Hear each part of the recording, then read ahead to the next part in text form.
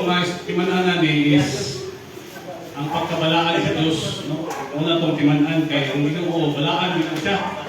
Which means kung balaan nga ni may buto sa buto na naputli ba? No? Hindi tama yan dito sa natubangan. Nakasala mo ta. Kung yung balaan, ilahi na.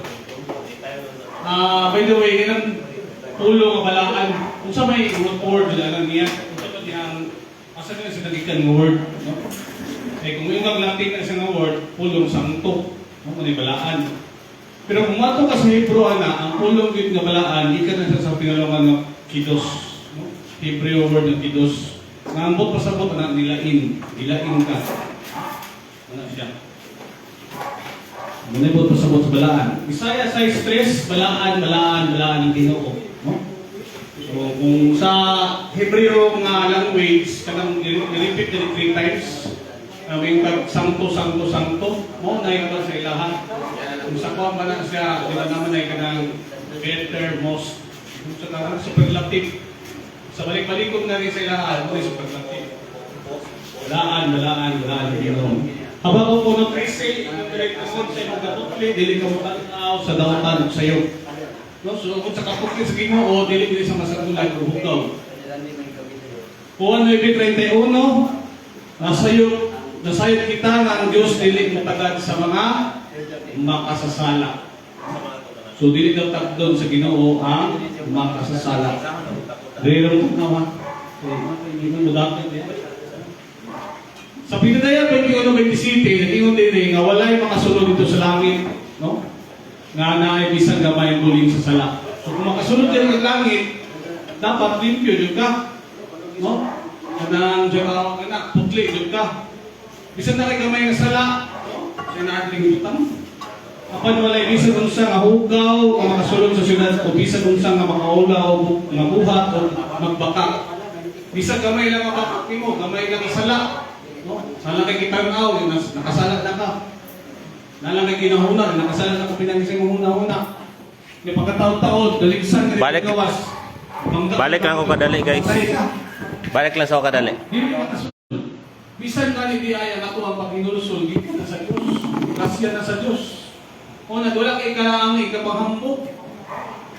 Kung kita ay nanginulusol ka, nabago ka, manghambok ka, na ikaw nabago ka, yan kung paano mo mga isod, wala nabago. No? Wala kalimot ka na, ang kanang yung pag-inulusol, dasa na sa Diyos, gita na sa Diyos. Wala, bisan pag ato ang pag-inulusol, gita, grasya na sa Diyos. Pinadaya 3:19, ibadlong ko, ikastigo ang tanan, na akong gihigugma.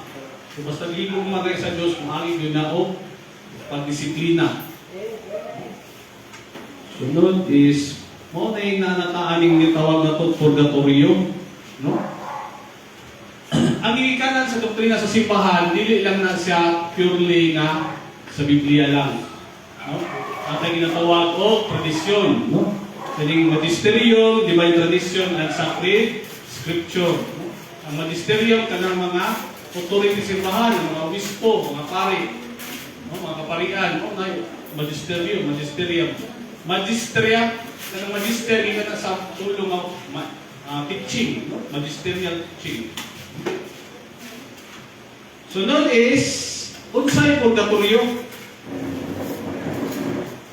Kadang ipurga si Toryo, unay purgatorio. Dili na mao, no? Murag mao lang. Sa CCC 1031, ningon diri mao ang katapusan pagputli sa mga pinili. Unsa daw purgatorio? Katapusan pagputli sa mga pinili. Sa ato pa, ang mapurgatorio dili na may impierno. No? Ang mapurgatorio padulong na sa langit. Doon may ending na to. Either may impierno ta o malangit ta.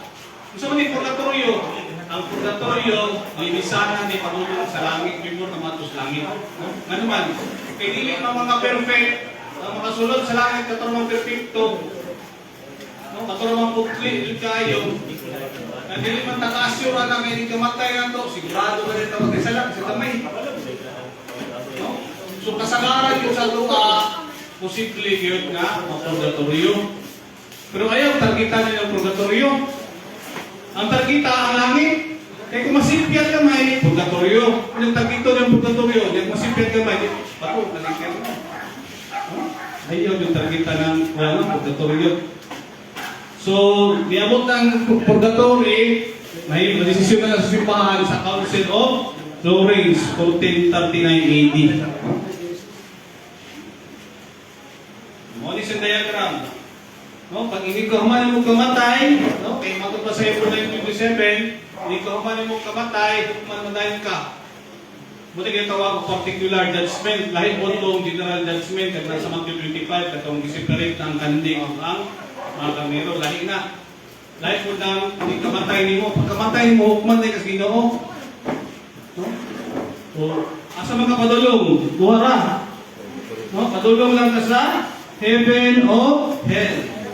Impierno o langit. O na. Asa man labing ang purgatorio?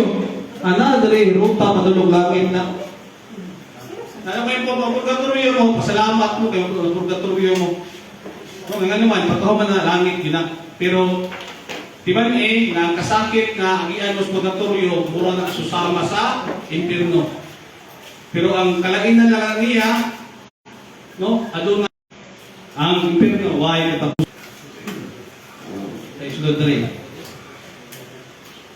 So the month of November is dedicated to the holy souls in purgatory. Sa adlaw, November, dili, November 2. Para na sa mga santos ang buwan. So ang Diyos nagaputli, asa mabasa sa Biblia, nasa Zacarias 3:9. No, ang purgatorio, lugar ng aputlianan. Huwag pasapot, nagaputli ang Diyos. Asa nakabasa? Nasa Zacarias 3:9. Itamo ko sa kalayo, hindi katulong bahin, kung pinuno sila, o sa tao, magpupli ko ata. Wala ay magpupli ko sa Biblia.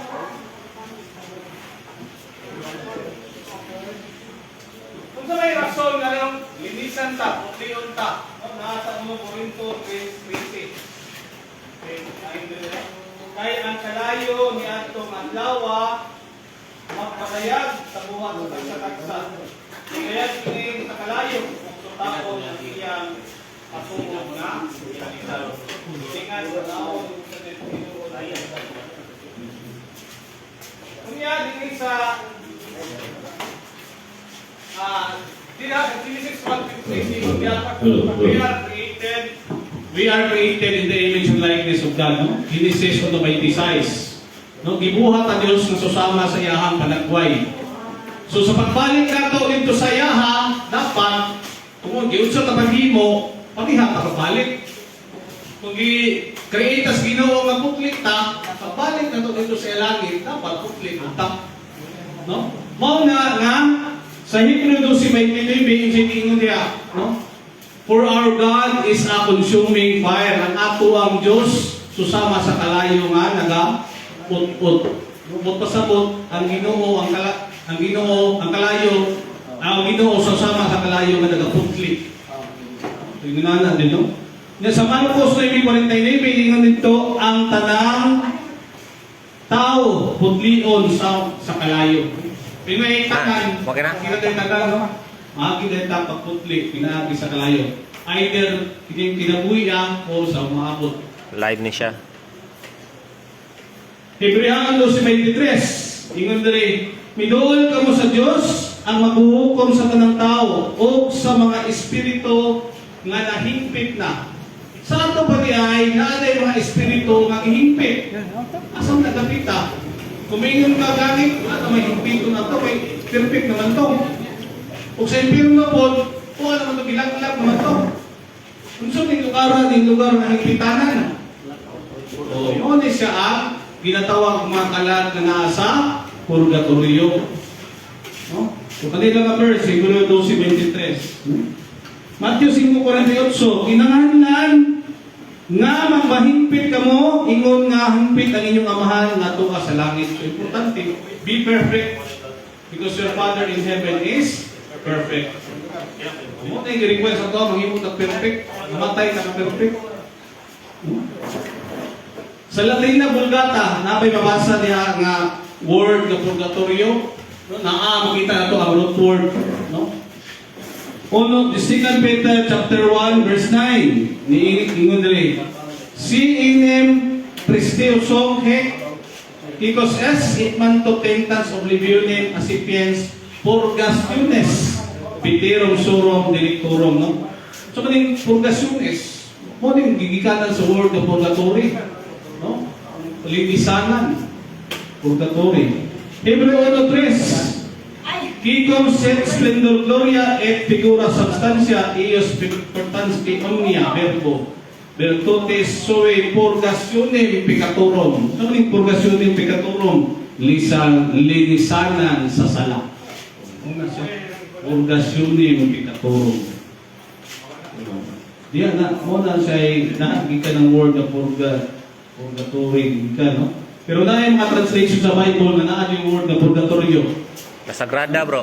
Naan daw, wala pala ko kita sa actual yun. Pero naan yung ibasa si Padre Darwin. Nasa La Sagrada to ya bro. Kung naman ko yung ginatanaw sa internet, wala mo siya makikaan ba? Lisod siya may taon Lisod bro. siya makitaon, pero naan siya yung direksyon na. Mga screenshot lang.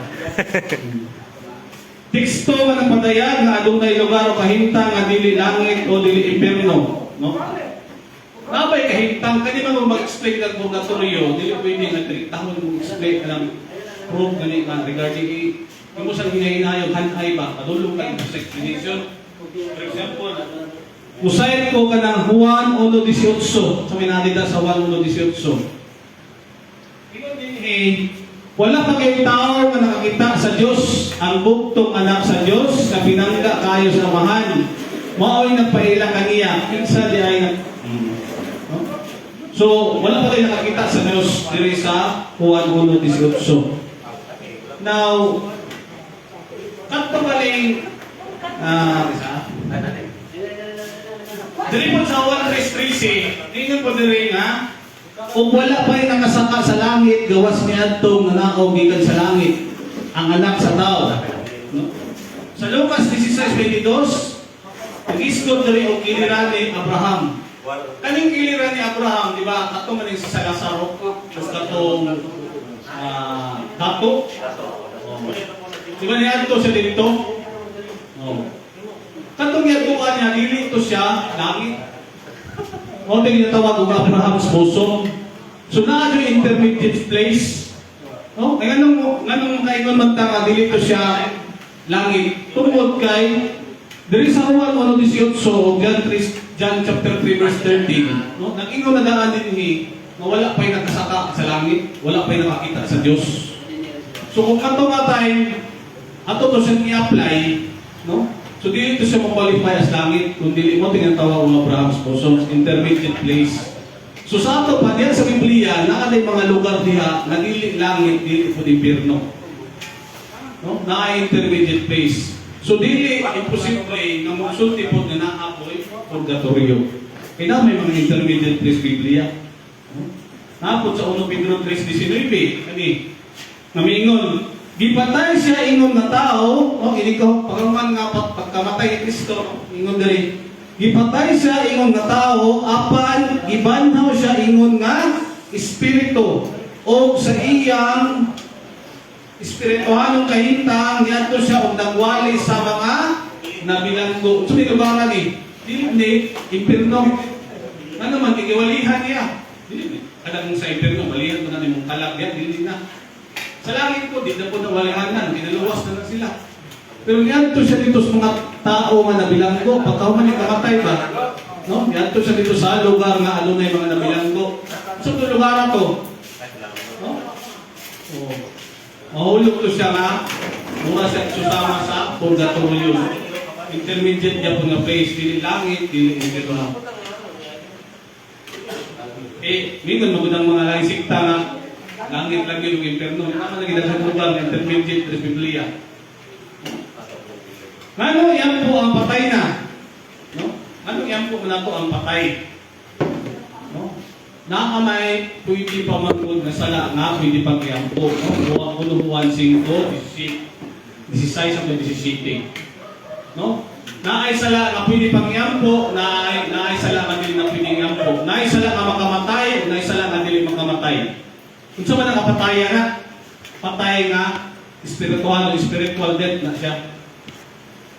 Kung sa man ang makamatay nga sala, kanang ginatawag o mortal sin. Tawag mo na. Muna ginatawag. Kung sa man ang, asang ikanang pulong ng mortal, more. Kanang pulong mors o mors, gikan na sa Latin nga pinulungan nga ang meaning nga na kamatayon. Mo na mo pasabot sa mortal. Sige mo sulti nga mortal sin, natingal sin, wala mo kasabot sa mortal. No, asa gikan ang word nga mor, no? Ang mor gikan sa Latin nga pasabot kamatayon, makamatay nga sala. Naamay sala nga di makamatay, ingon pa din sa unuan 5:16 nga pwede pa siyang iampo. Mo na ginaampo nato.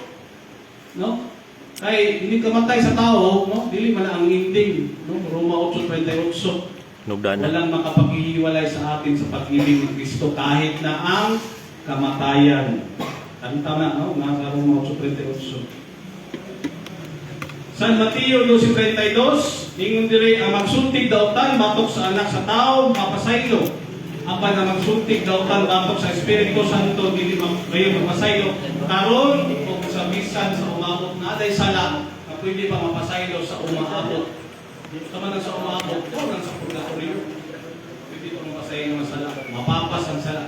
Ang sala mang duha ka, duha ang element niya. Ang guilt of sin o ang tawag kani kanang damages of sin.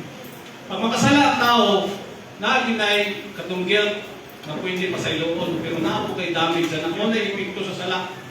Na-isip guilt nga kuan pagkasala nimo naabo kay damage. Pareha sa sakinan ba? Sa sakinan pag makabangga kag lain sakinan, unsa man may tawo ato? Magduba. Katong kung amigo nimo to nabanggaan, pwede nga pasayloon ka ato. Pero bayaran hindi mo itong damage. No? Inunana ang kuwan sa sala. Every time na makasala tayo, inunana ang may tabo. Mabitaw na ang penance. Kamantay mo magkumpisal. Pagkahumanan yung kumpisal, pasayloon mo sa pangit, mo I absolve you in the name of the Father, Son, and the Holy Spirit. Kaya pag-ampo mo sa kalibo kasing na Maria. Kung saan, para sa na itong pag-ampo 1,000 po. Para to sa bayan to sa sala. Ngayon, damages of sin. Pero kung man natin pasaylo yung sala, bayad na lang po sa sala ngayon yung natuwa. Unang na penance. 1 Pedro 4:8, ang gugma na tapon sa daghang mga sala. O nang iampo nato ng mga kalang na nangamatay na. Tungod kay ang gugma nakapasaylo o daghang sala. Kanang imuhang pag-ampo sa imuhang igsoon na nangamatay, dili ba pagigugma na? It is an expression of love. Ano di ay kung mamatay ng imong ginikanan, dili na nimo higugmaon. Kay patay na sila. May nailanay sikta kay pasagda na lang minatay ang nang huwag disposinto. No? Kita kay pwede mamanta, no? Ato ang gugma, dili man mamatay. Ang love transcends death. No? Ang gugma mukuha na, hindi na siya ma-stop nga tungkol kaya namatay na may suon ng mga hinigugma. Pagpatayo na siya, kung mo na ginood na gugma, huwag katapusan. Ang battery is running low. Lubat ang kita nilo. Bro, Dos Makabiyo 12:44, yung dari si Judas Makabiyo ng paampo, no? Sa sala sa iyang mga sundalo. No, nagpatala sa kwarta dito sa templo. No, nganong magpadala makwarta? Nganong na may halad o minatay? No? Kaya naman ang kwarta, it is a concrete expression of love. No, ang concrete expression of love, makapasaylo na o sala. Kanang dahil kay mabahaan, magpadala mo mga hinabang dito. Uingon na mga luya nila ako, no? Asa may mas pugatan na kung mapadala ko pag hinabang pa doon dito sa mga nabahaan. Oh, mao na siya, mao na naadi kwarta. No, dili kaingon nga gibayran nato ng kuan para papapasaylo ng sala sa connection kundi it is a correct expression of love. Tungod na sa gugma. Mo na ako maghalad mo, labi na mo, maampo mo, November to, ayaw ka ng bukal sa kalooban, hindi kay ipabayad na bukuhanin, reklamo ka, wala sa ako magkakuha na no? Dapat it is an expression of love. Numeros 14:20, sa ingon dali, gipasaylo ko sila tungod sa imong hangyo. Ang Ginoo di ay mahangyo din na. O mahangyo din Ginoo. O di ginabuhat na to. Basta gani, namatay atong mga isuon, o nanaslaing kalibok. Tuwa na dito para sa kabalukahan, tapos pagkatuloyo. Ako hangyo ng Diyos. Kini sa unang naitabo ni Katolik ka Moises. No? Nga mag-ina na si Moises nga, ipasaylo ko sila tungkol sa imong hangyo. Ako mahangyo din ang Ginoo. Kung na mga Katoliko na aging na bilya sa patay. No? Kaya ato hangyo mo ng Ginoo nga pasayloon sila sa ilahang mga sala. Hangyo ng Ginoo. O dito lang ang kutog. O may kutog ang tanan.